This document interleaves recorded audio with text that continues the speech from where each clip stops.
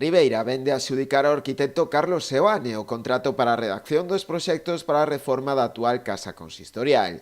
Será por un importe total de 282.000 euros.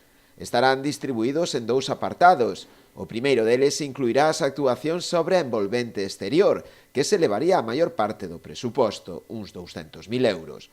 Mentres que o segundo apartado cinguiríase á reforma interior das instalacións. A actuación incluída no Programa de Impulso á Rehabilitación de Edificios Públicos, convocado polo Ministerio de Transportes, Mobilidade e Axenda Urbana, conta cunha axuda de 2,8 millóns de euros, procedentes de fondos europeos Next Generation. Fontes municipais informaron de que a mellora permitirálle a Ribeira poder contar co primeiro consistorio e coeficiente de Galicia, a través da colocación de fachada de dobre pel, cuberta vexetal con paneis solares e alxibe para a utilización da auga da chuvia, entre outros elementos sustentables.